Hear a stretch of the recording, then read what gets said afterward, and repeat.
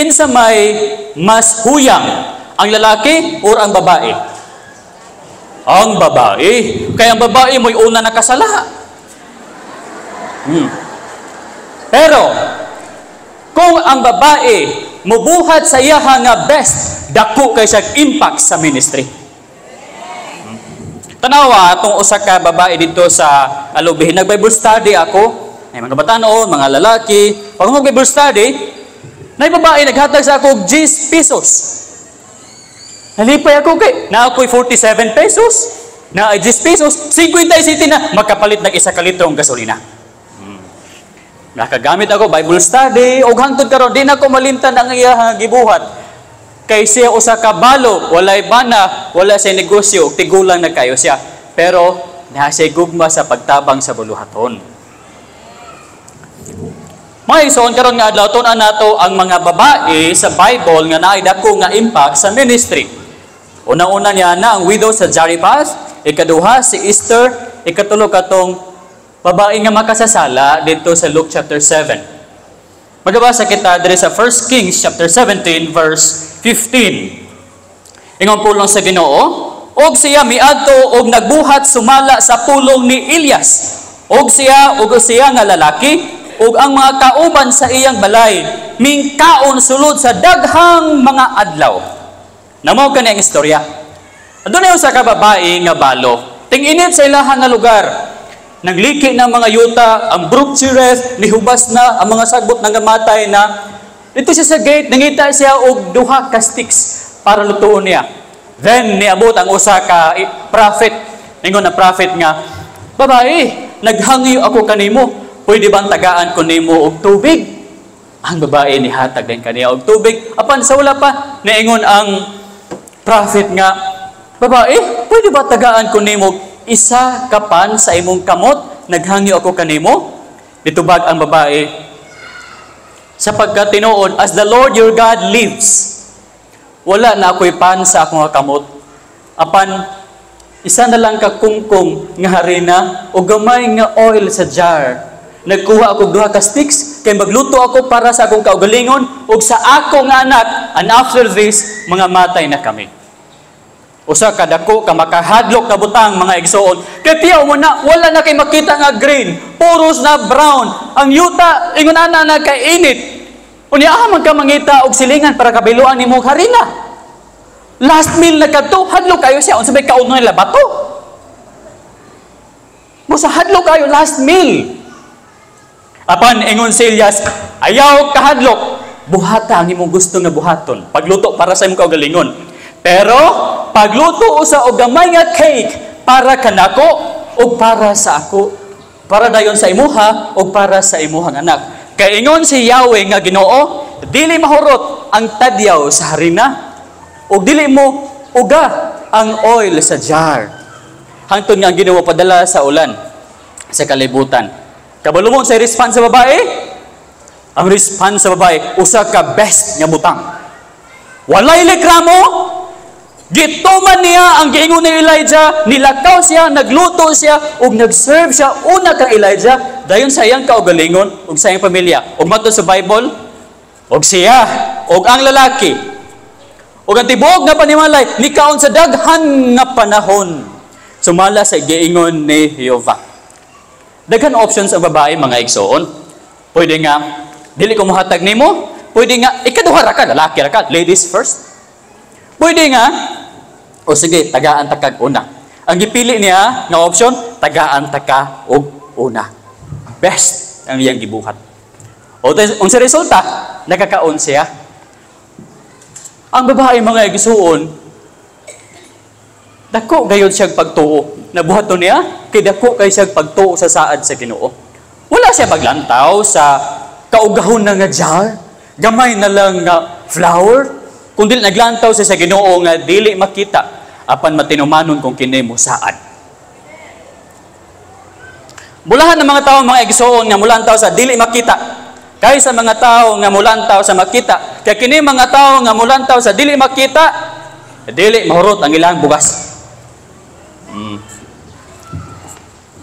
Apan ang ingon sa pulong sa Ginoo, for we walk by faith, not by sight. Once nga na problema mga igsoon, kung maglakaw gani ka by sight, maunlod gid ka sama ni Peter. Pero maglakaw ka nga motuto ka Jesus, motuto ka sa invisible God nga faithful sa iya nga promise, then ikaw makabuton og courage ug i-honor sa Ginoo imong faith ug panalanginan kaniya. Now, unsay mga sumo kaning problem nato? Hili kita moingon nga God will provide kung dako og sako sa bugas sa tuang balay. Pero gani og gamay na lang kay may igsoon, mo provide ba kang Ginoo? Gamay pagigsildo akong bana. May igsoon, note, kabalo ba kamo unsay kinaiyahan sa power of God? God's power works best in worst times. Dili ka na mo work pag-ayo ang power sa Ginoo sa good times? Manginahanglan ba og miracle sa dividing sa Red Sea kung walay Red Sea? Manginahanglan ba og dividing sa Red Sea kung si Pharaoh kauban nila? Busa gani mga igsoon nga gipagamayan sa Ginoo ang soldier ni Gideon, imbes 32,000 gipagamay.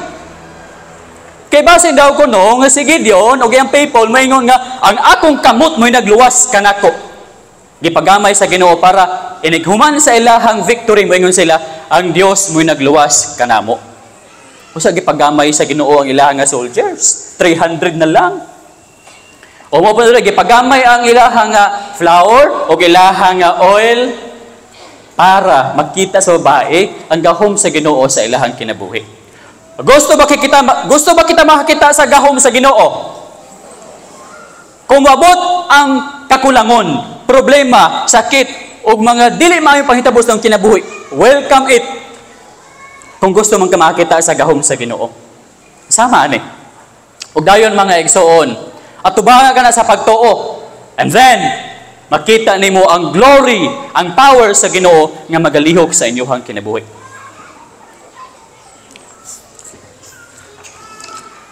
Ang pagtuo mga igsoon, usa ka key para mabuhat nimo ang best. Dili ba mga igsoon? Kung wala pa kato nagsalig ang babae sa saad sa Ginoo nga dili mahurot ang ilahang nga harina, dili siya magluto para kang Elijah una, dili ba? Pero kay nagsalig man siya sa saad sa Ginoo nga dili mahurot ang tinapay, dili mahurot ang oil, ang flour, then bahalag last meal na namo ni ako kang bahinan og una Elijah. Ay dayon kami kay kabalo ako nga dili gid kini mahurot kay matinumanon ang Ginoo. So may soon, faith mo'y first nga imong pagabatunan kung gusto ka mabuhat ang best nimo para sa Ginoo. Now, so tungod ni ana, ingon pa sa Hebrews 11:6, for without faith it is impossible to please God. Pag human niya na may soon nag-render og service dayon ang babae, nagluto siya, giobey niya ang sugo sa Ginoo sa iya ha. Nga dunay pagtuo, walay kahadlok, walay complain. O nag-serve siya kang Elijah, o si Elijah nabusog, o nakapadayon siya sa iyahang buluhaton, isip prophet sa Ginoo. Mga igsoon, mga kababainhan, ayaw ninyo kaminose ang pagluto para sa alagad sa Ginoo. Kaya kung imo silang lutuan, magkapadayon sila sa pagsangyaw sa maayong nga balita. Ayaw ganing lutuoy ang pastor, yabog sangyaw na sa inyo, di ba kamo mo'y kaunon? Dahil sa kana. Busa din ay pastor nga isog kayo, wala mo di pagkana. Bitaw.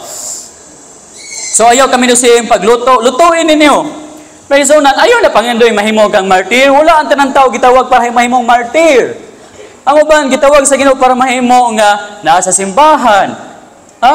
Dili ang tanang gitawag para mahimo ilansang sa cross.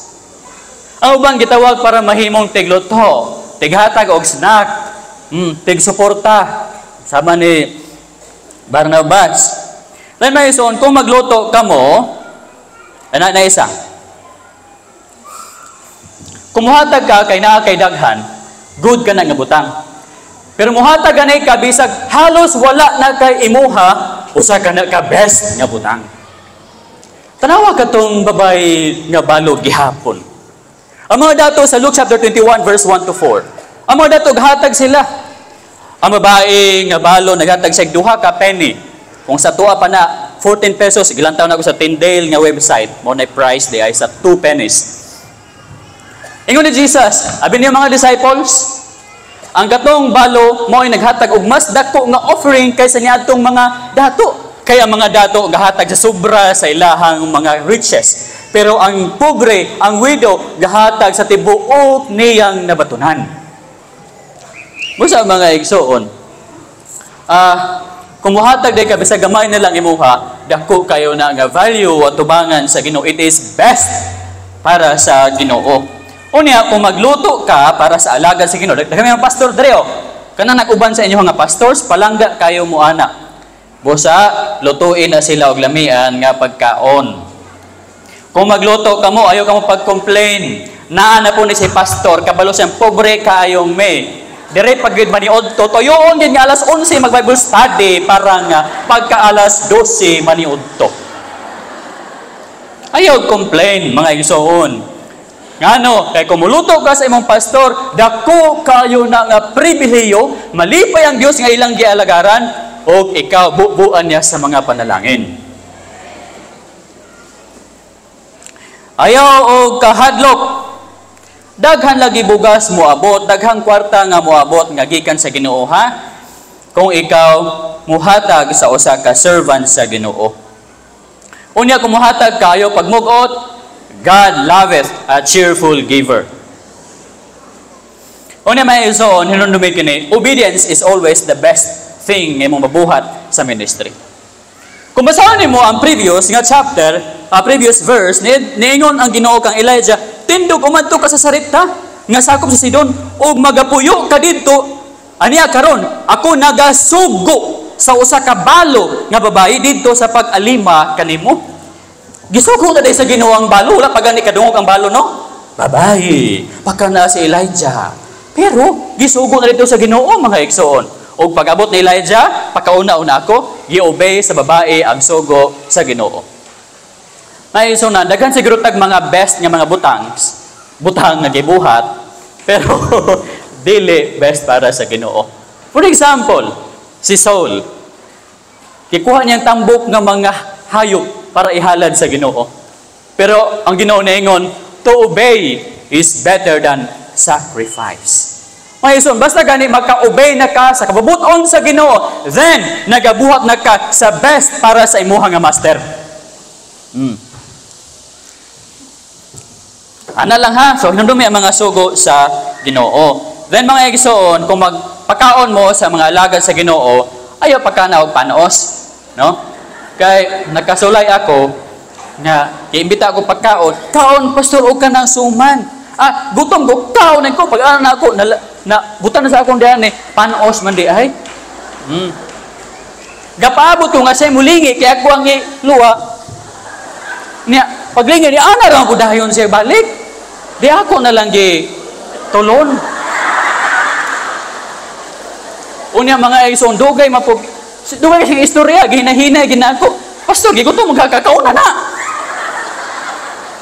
Niingon na lang ko, tiyan, ikaw na bahala diha. Ginoon ta, din daw mo sakit akong tiyan. Pagkaot to mga igsoon, salamat sa Ginoo, wala ang puno sakit ang ako ang tiyan.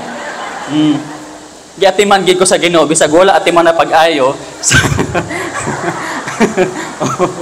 So, give your best, no?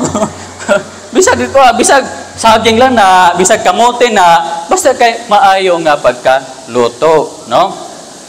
Kung humay, dili pud kay pwede pa ipugas. No? Kana sakto pud nga luto.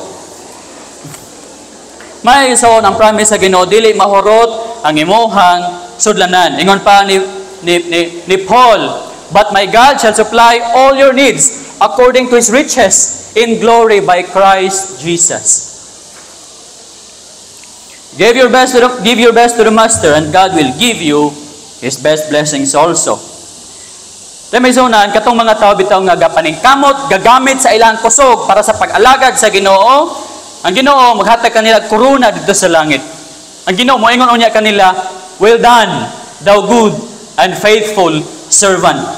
O gabi ninyo mga igsoon, bisag mohatag kag isa ka baso nga bugnaw sa alagad sa Ginoo, dili ka makabsan sa imuhang ganti. Una ginaingon sa Mateo kapitulo 10 bersikulo 42, akong basahon. Ubisan kinsa nga magapainom og usa ka baso lamang nga tubig nga mabugnaw sa usa niining mga gagmay sa ngalan sa tinun-an, sa pagkatinuod magaingon ako kaninyo nga dili gayud mawala ang iyang balos. Dayon ayaw mo kasuko kung ang mga alagad sa Ginoo first table. Kay si Elijah niingon nga una sa akong pagkaon. Aya dayon ka. Elijah lalaki man kadi ka kapaabot, mamatay na daay ka. Siguro mga igsoon, it was also a test. No? Kung buhaton ba gid niya. Then ikaduha, ang mga alagad sa Ginoo ingon pa sa 1 Timothy 5:17, double honor ang ihatag nimo kanila. Labi na ni adtong mga tao nga wali o gasangyaw sa pulong sa Ginoo. Kanang double honor, it means money. Pero ano ka mga igsoon nga masuko man pag increasean ang pastor, mag-divide ang simbahan. Ang una masuko ang treasurer. Joke. Mga buta ng mga treasurer mga igsoon ha. Love nila ang alagad sa Ginoo. Ay, dili ba ha? Naalay reality.